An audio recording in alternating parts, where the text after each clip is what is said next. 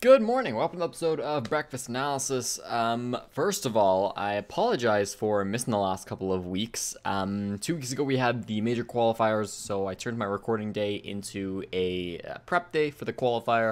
And then last week I really took off. I was in the woods for a while. I was on a farm for a while.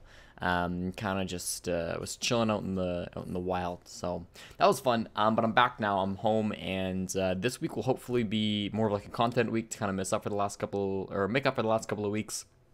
I've already started streaming a bunch. Should be doing a lot more of that. I'm aiming for 2 YouTube videos this week, and then next week will be a mix of like prepping for the major as well as putting out some more content. So hopefully I can make it up to people. But we're back now, and today's topic, we are talking about the SI points. What are they? How do they get distributed? And particularly, how do they get distributed now that we have COVID and everything is different? Because, well, I think people get the general gist of SI points pretty well. The actual distribution is something that people haven't really talked about, and I think there's some interesting things to be learned from here. So let's start at the beginning. What are SI points? SI stands for the Six Invitational. It's obviously the biggest tournament of the year in Rainbow Six. It happens every year in February in Montreal, and that's where the world champion is crowned. This year and in the future years going forward, the Six Invitational will have 20 teams, 16 of which come from SI points. So if you have the most SI points out of every team in the world, you're going to the Invitational. If you have the 16th most SI points out of everybody in the world, you're going to the Invitational. Then the last 4 spots go to qualifiers, 1 for each of the major regions. So that's North America, Latin America, Europe, and Asia Pacific. So you're a team in Rainbow Six Siege, you want to go to the Six Invitational, you need to get your hands on some of those some of those SI points. They're really important for you making your way to the Six Invitational. So how do you get Six Invitational points? Well, you do well in the majors. In a typical year when there's no global pandemic, obviously the majors, there will be 3 a year, every 3 months, and then the Six Invitational takes up that other 3-month spot to complete a 12-month calendar. And it'll be a big LAN tournament with teams from all around the world, and we'll have 1 winner, 1 second place, 1 third place, etc., etc. There'll be a couple of ties down at the bottom, maybe like a 4-way tie for 13th, and etc., etc. But typically you'll be able to say like this team gets the most amount of points, this team gets the next amount of points, etc. So it's possible, however unlikely, that let's say North America only gets 1 team at the Six Invitational because, they didn't get very many SI points, and so they only get that 1 qualifier spot. It's not very likely, but it is possible there, and so it allows for the stronger regions to have more teams on the weaker regions, which I think is a good thing. But we have a global pandemic, which means we can't really grab every single team and throw them together in a room and make them play on stage in a LAN environment. It's just not possible right now. While, yes, the Six Invitational is quite far away, we had our World Finals kind of right before the outbreak, and now hopefully, I think it's reasonable to expect that we might be able to have LANs again, especially since it's in Canada. It's going to be pretty far into the future. Hopefully there'll be a vaccine or something by then. So the plan is still to give out those SI points, hope that we can have a LAN in February. This is speculation from me, but I hope that we will be able to. It's certainly possible.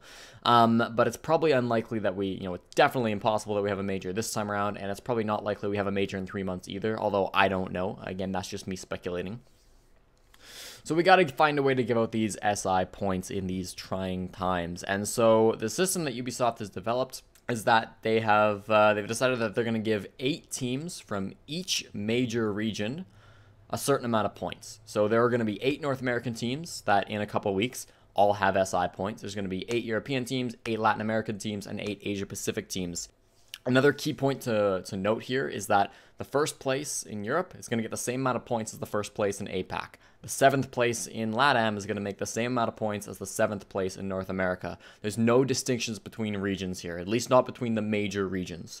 So there's going to be 8 teams per region, and we're going to have essentially 8 4-way ties when we look at the standings after all the mini majors are done. And to give a clear picture of how many points we're talking about, first place in every single region gets 510 points. Then we got 390 for second, 330, 275, 225, 180, 140, 115. So quite a big difference between first and 8th, but it does scale and it gets a little bit closer as you go down, which I think is what you want.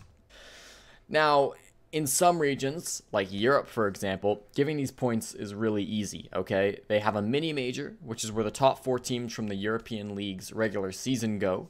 And the first place team in the mini major is going to get the most amount of points. The second place team is going to get the second amount of points. Third, fourth, etc. And then for the 5th through 8th spots, they just go through the regular season. So Nods Vincier got 5th in the regular season of the European League.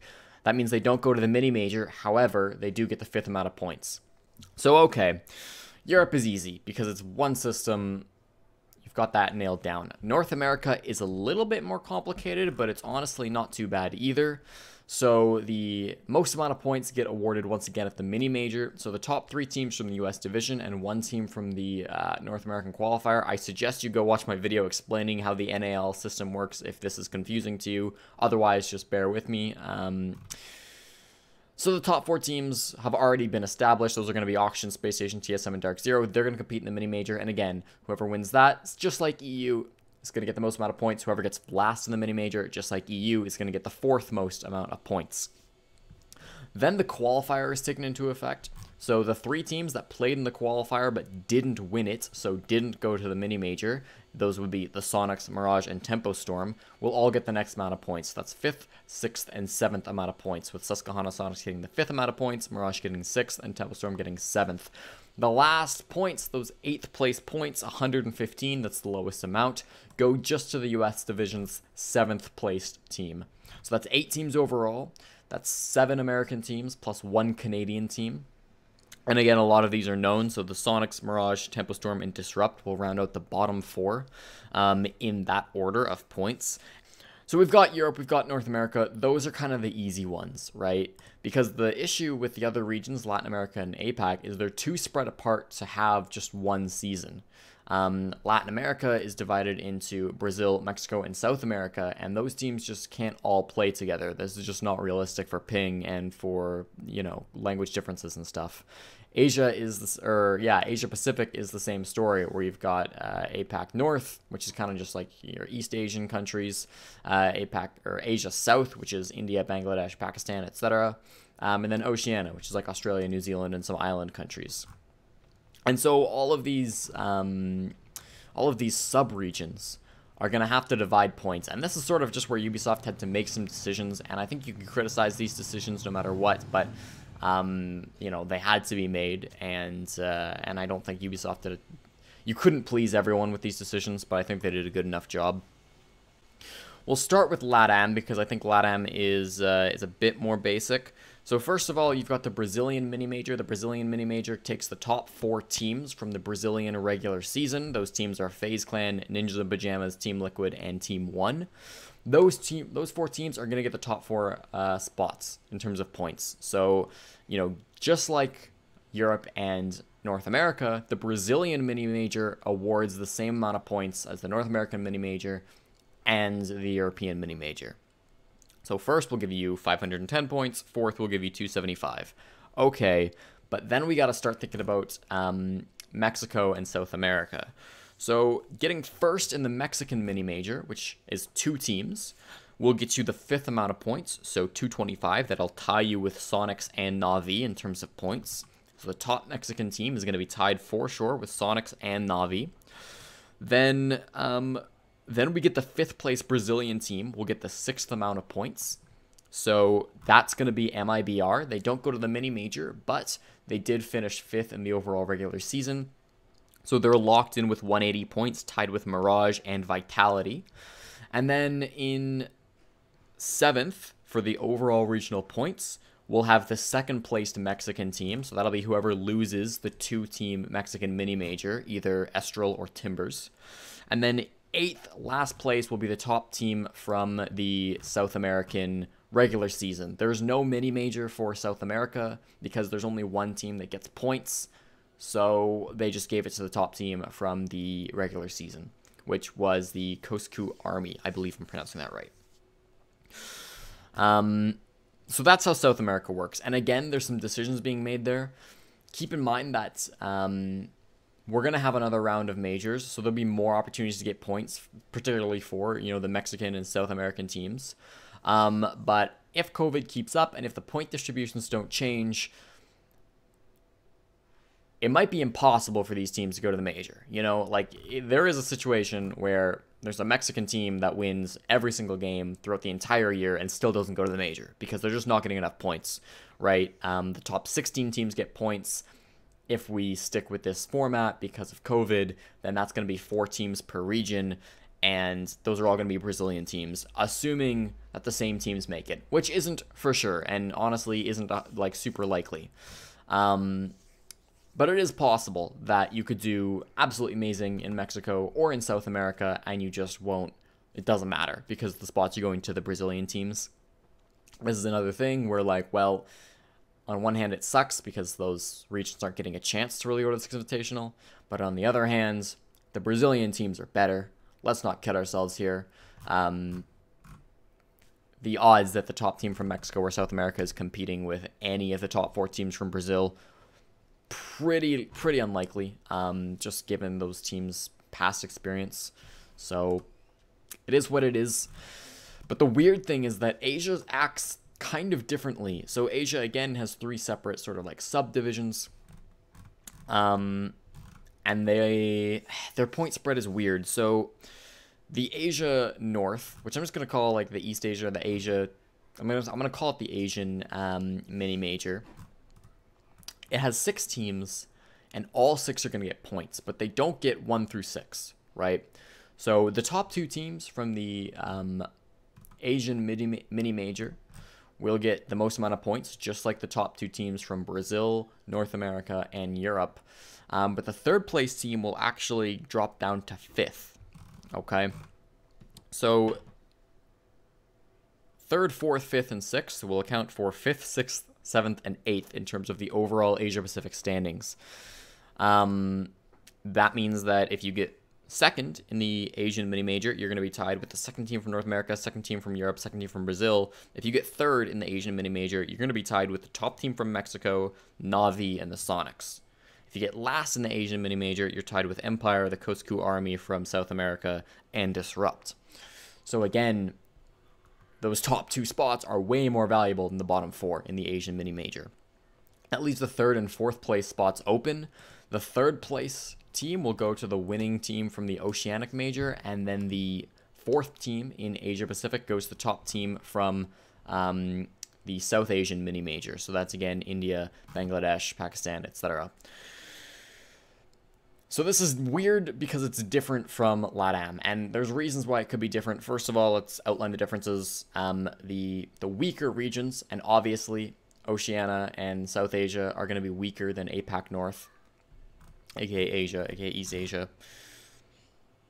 Obviously, those regions are weaker. However, in APAC, they get top 4 spots, which matter because top 4 in this region, if we keep the same format, will go to the Invitational. Whereas in LATAM, the top 4, or it doesn't matter, you're not getting the top 4 if you're South America or if you're Mexico.